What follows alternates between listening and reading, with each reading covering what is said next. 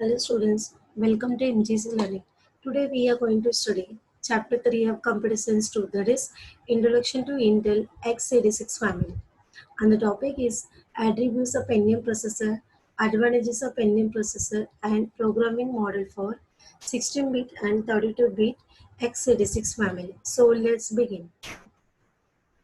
Attributes of Pentium processor, that is the first attribute is introduction date. So it is introduced in Intel by 1993 and it has a data bus is of 64 bits. So with the helping of 64 bits data bus, so it allows the highest speed of data transfer. And the data transfer speed of Pentium is twice as fast as processor with a 32-bit data bus. And it has the address bus that is of 32 bits and the physical memory address that is 4G bytes. The operating speed, that is it will be depending on the clock frequency, that is 50 megahertz, 60 megahertz, 66 megahertz and 100 megahertz. And it has a Mac processor, that is internal Mac processor is used. So previous microprocessor we have seen that a Mac processor it is used to use external Mac processor, that is external 8287, external 8387. But in Pentium processor there is a Intel Mac processor is a. Next one is that it has a memory management. So it has internal memory management is used. Next it has a internal data word size, that is a 32 bits. So actually the Pentium processor that is a 64-bit microprocessor and the internal data word size is of 32 bits. And it has a instruction cache and data cache. So with the helping of this instruction cache, it will do a processing speed. It will improve the processing speed. That is a 8K bytes. The instruction cache is consist of 8K bytes and the data cache is consist of 8K bytes. So these are the attributes of the Pentium processor. Advantages of Pentium processor. So there are four advantages of Pentium processor. The first one is dual pipelining. So dual pipelining, it means the use of superscalar architecture. So with the helping of superscalar architecture, which incorporates a dual pipelining in Pentium processor. So it consists of two pipelining, that is U pipeline and V pipeline. So with the helping of these two dual pipelining, the Pentium to process more than one instruction per clock cycle. So it also achieve a high level of performance. So this is the advantages of the dual pipelining. The second one is it has on-chip caches.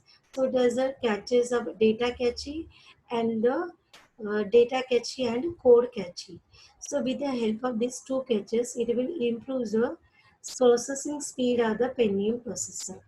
The third advantages is the branch predictions. So with the advantages of this branch prediction, the Pentium makes an educated guess where the next instruction following a conditional instruction will be. So with the helping of this branch instruction, so the Pentium makes an educated guess. So where the next instruction following a conditional instruction will be. So it prevents the instruction catching or the conditional instruction. And then the last one is a 64-bit data bus. So with the helping of this 64-bit data bus, so it allows a high speed of data transfer to it, and the data transfer speed of Pentium is twice as fast as compared to the processor with the 32-bit data bus. So these are the four advantages of the Pentium processor. Programming model for 16-bit version of the x86 family. So the programming model for 16-bit version, that is in the x86 family, we have seen that is 8088, 8086 and the 80286. So these three microprocessor we have using the 16-bit programming model. So in this is the images of the 16-bit version in programming model of x86 family. So it is divided into three register groups. The first register groups, that is the general purpose registers. So it has a 8 general purpose register is used. So the registers are A, B, C, D, S, I, D, I, B, B and SB. So these are the 8 general purpose registers, and the AL, that is AL, BL, CL, DL. So these indicates the lower order bytes. AH, BH, CH and DH, it indicates the higher order bytes. The full 16-bit registers are referred as the AX, BX, CS and DS. X stands for the extended. And the SI means source index, DM is destination index, BB base pointer and stack pointer. So these are the register, is always, these four registers is always treated as a 16-bit registers. So it always point, these are pointer registers. So it is used because it is used to point locations within a segment. So these are the general purpose registers. So these four registers is called the, is always treated as a 16-bit registers. It is used because it is used to point locations within a segment. The second type of register, that is called a segment registers. So there are four segment registers. That is, the first one is core segment, stack segment, and there are two data segment, that is data segment and extra segment. So these are the four segment registers used. So it is used with operations with external memory, and their address computations and data movements are performed in this four registers. The third type of registers is the third group of registers is the instruction pointer and flag registers. So we have already seen the flag, what is the flag registers.